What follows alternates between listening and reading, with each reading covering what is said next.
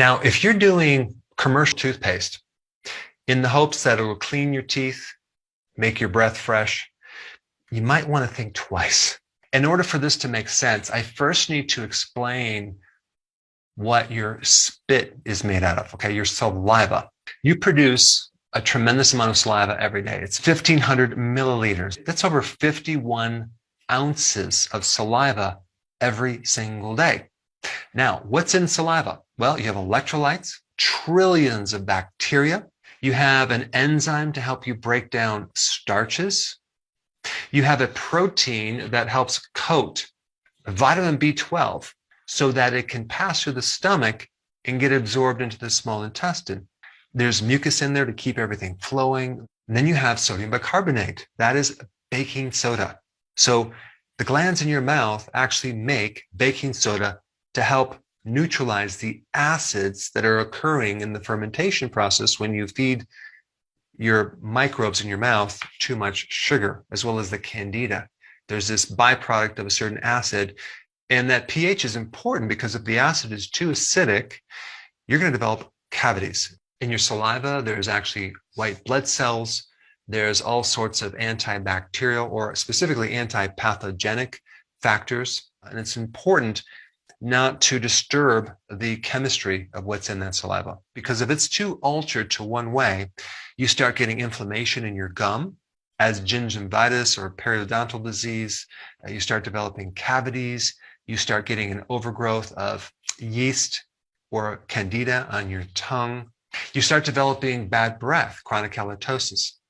And you can even develop biofilms, which are microbial colonies in slime and calcium in your tonsils. So I hope now you understand the importance of the saliva and what it's doing to help clean your mouth and keep your breath fresh and prevent all these other diseases that can happen in your mouth. So think about this. Here you use commercial toothpaste, right? What's in commercial toothpaste? Well, you have fluoride, which is very harmful to both good and bad bacteria. You also have triclosan. Well, actually, they just banned it. That's a chemical that acts as an endocrine disruptor, which creates resistance to certain bacteria. And then they put sodium lauryl sulfate, the same stuff in your shampoo. They put that in your toothpaste, like a lathering or a foaming type cleaning detergent, which, what do you think that does to your friendly microbes? Then you have propylene glycol, the same stuff they put in antifreeze. They put that in your toothpaste, which is a solvent which can also contain something called dioxin, which is a carcinogen. In fact, sodium lauryl sulfate can also contain dioxin as well, which, like I said, is a carcinogen.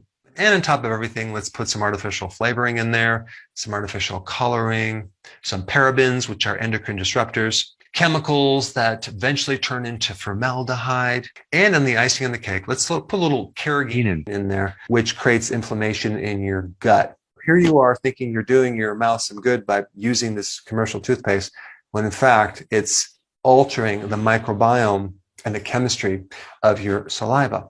So I want to give you a very simple 4-ingredient recipe to make your own toothpaste, which is very inexpensive and that has absolutely no side effects, and it will give you nothing bad or negative. It'll actually support your healthy saliva. You start off with 1 teaspoon of coconut oil, okay? Then you add 1/2 of a teaspoon of baking soda. Then you add 1/4 of a teaspoon of hydrogen peroxide, food grade, 3%. Don't add the 35%. Then you simply add 3 drops of one of those oils. Okay, it could be clove, cinnamon. You could also use oregano oil. Of course, the scent might taste like a pizza, but I think these other ones are really, really beneficial. So this is a slight modification of another recipe I gave in this video on how to prevent plaquing. Check it out. I just put it up right here.